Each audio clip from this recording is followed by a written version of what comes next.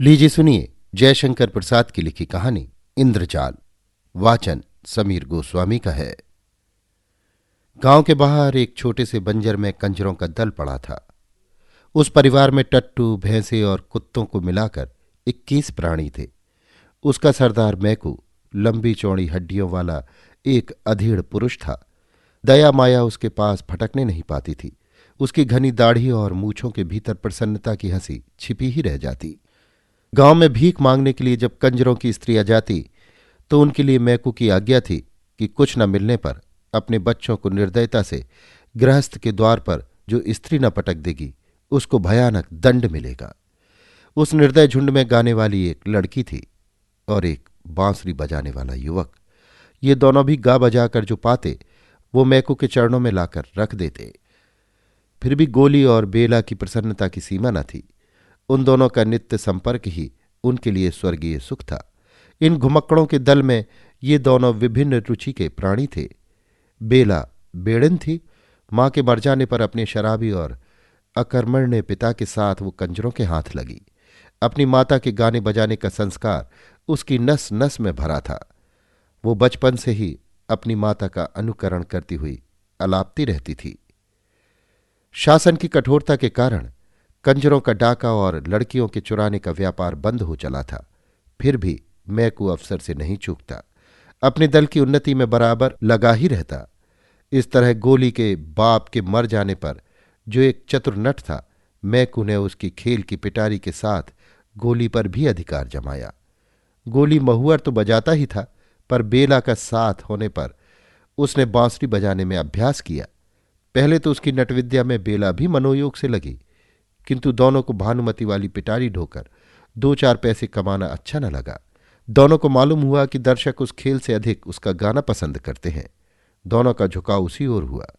पैसा भी मिलने लगा। इन नवागंतुक बाहरियों की कंजरों के दल में प्रतिष्ठा बढ़ी। बेला सांवली थी, जैसे पावस की मेघमाला में छिपे हुए आलोक पिंड का प्रकाश निखरने की अदम्य चेष्टा कर रहा हो, वैसे ही उसका यौवन सुगठित शरीर के भीतर उद्वेलित हो रहा था। गोली के स्नेह की मदिरा से उसकी कजरारी आंखें लाली से भरी रहती। वो चलती तो थिरकती हुई, बातें करती तो हंसती हुई, एक मिठास उसके चारों ओर बिखरी रहती। फिर भी गोली से अभी उसका ब्याह नहीं हुआ था। गोली जब बांसुरी बजाने लगता तब बेला के साहित्यहीन गीत जैसे प्रेम के माधुर्य की व्याख्या करने लगते। गांव के लोग उसके गीतों के लिए कंजरों को शीघ्र हटाने का उद्योग नहीं करते। जहां अपने सदस्यों के कारण कंजरों का वो दल घृणा और भय का पात्र था, वहां गोली और बेला का संगीत आकर्षण के लिए पर्याप्त था।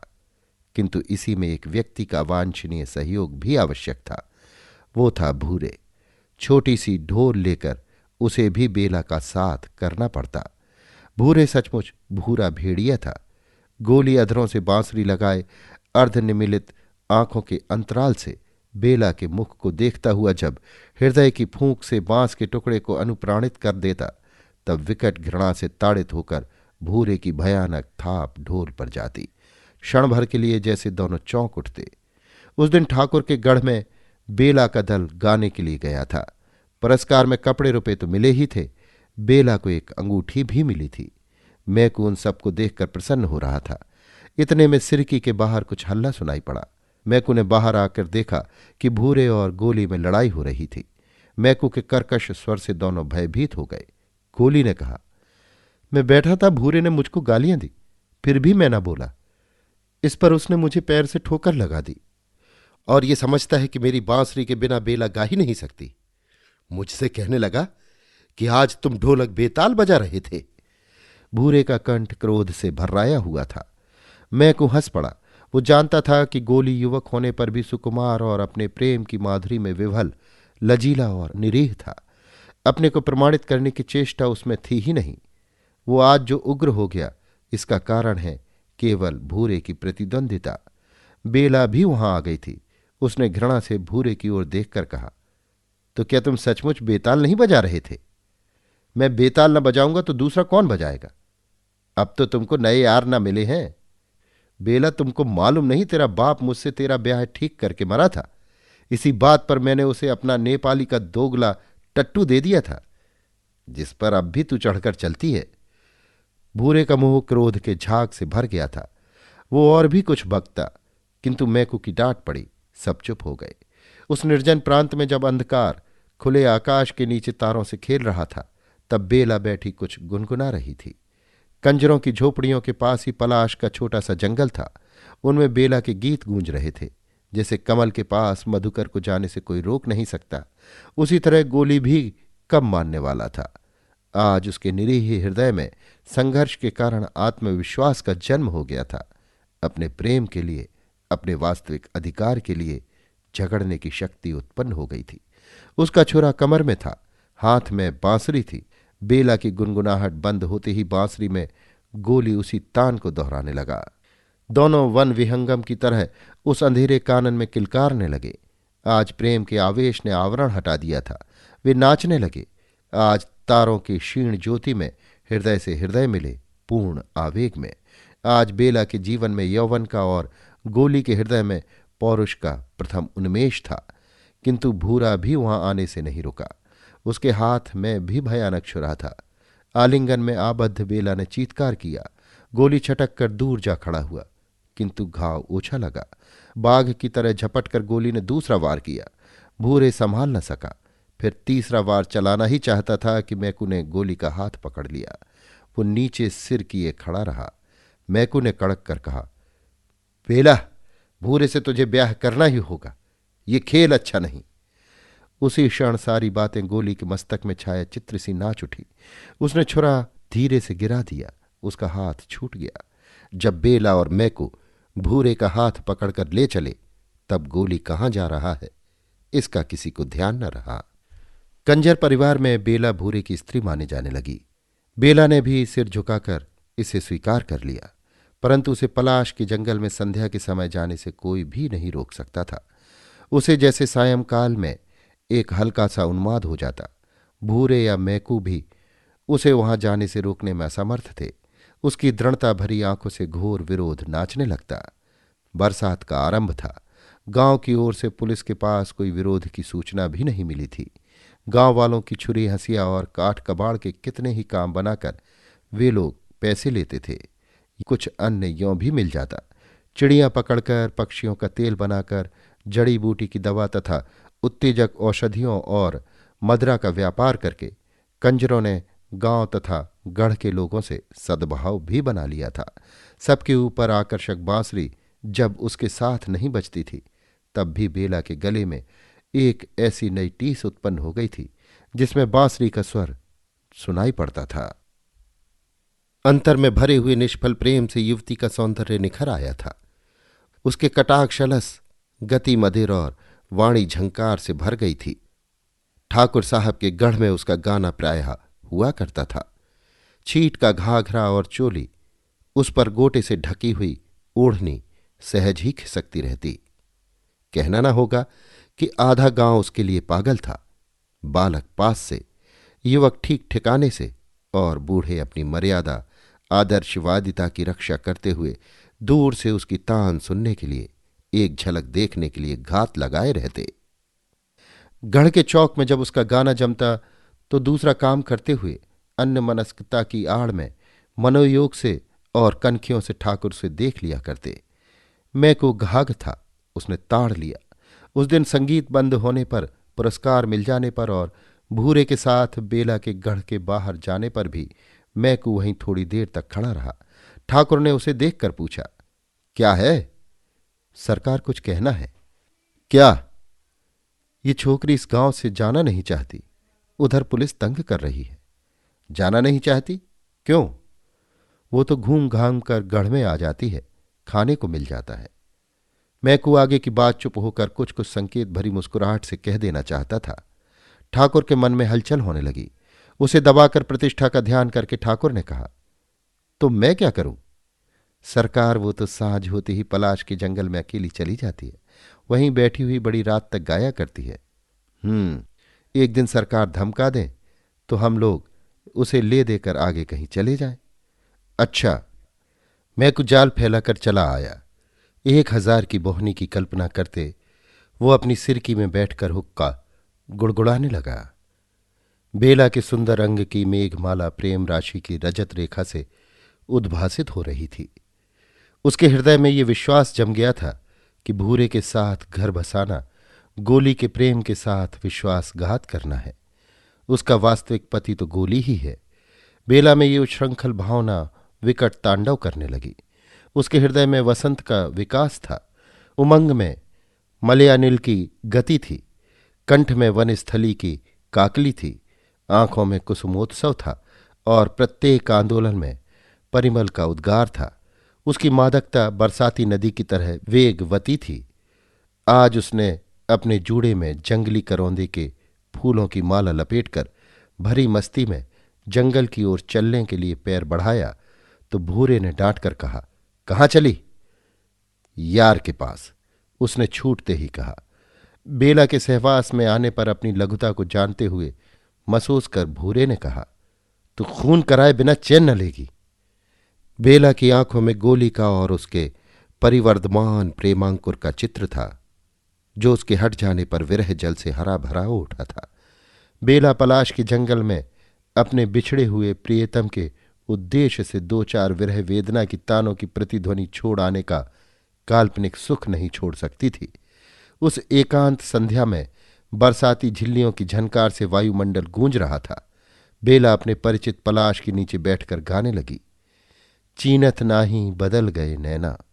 ऐसा मालूम होता था कि सचमुच गोली उस अंधकार में अपरिचित की तरह मुंह फिराकर चला जा रहा है। बेला की मनोवेदना को पहचानने की क्षमता उसने खो दी है। बेला का एकांत में विरह निवेदन उसकी भाव प्रवणता को और भी उत्तेजित करता था। पलाश का जंगल उसकी कातर कुहुक से गूंज रहा था। सहसा उस निस्तब्धता को भंग करते हुए घोड़े पर सवार ठाकुर साहब वहां आ पहुंचे। अरे बेला, तू यहां क्या कर रही है? बेला की स्वर लहरी रुक गई थी। उसने देखा ठाकुर साहब महत्व का संपूर्ण चित्र, कई बार जिसे अपने मन की असंयत कल्पना में दुर्गम शैल श्रृंग समझकर अपने भ्रम पर अपनी हंसी उड़ा चुकी थी।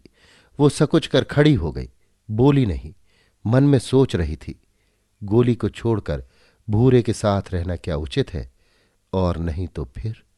ठाकुर ने कहा, तो तुम्हारे साथ कोई नहीं है? कोई जानवर निकल आवे तो? बेला खिलखिलाकर हंस पड़ी। ठाकुर का प्रमाद बढ़ चला था।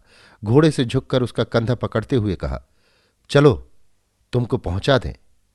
उसका शरीर कांप रहा था और ठाकुर आवेश में भर रहे थे। उन्होंने कहा, बेला मेरे यहां चलोगी? भूरे मेरा पति है। बेला के इस कथन में भयानक व्यंग था। वो भूरे से छुटकारा पाने के लिए तरस रही थी। उसने धीरे से अपना सिर ठाकुर की जांघ से सटा दिया। एक क्षण के लिए दोनों चुप थे। फिर उसी समय अंधकार में दो मूर्तियों का प्रादुर्भाव हुआ। कठोर कंठ से भूरे ने पुकारा, बेला!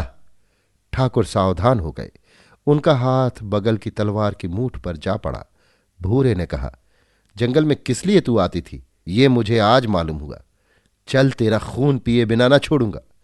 ठाकुर के अपराध का आरंभ तो उनके मन में हो ही चुका था। उन्होंने अपने को छिपाने का प्रयत्न छोड़ दिया। कड़क कर बोले, खून करने के पहले अपनी बात भी सोच लो।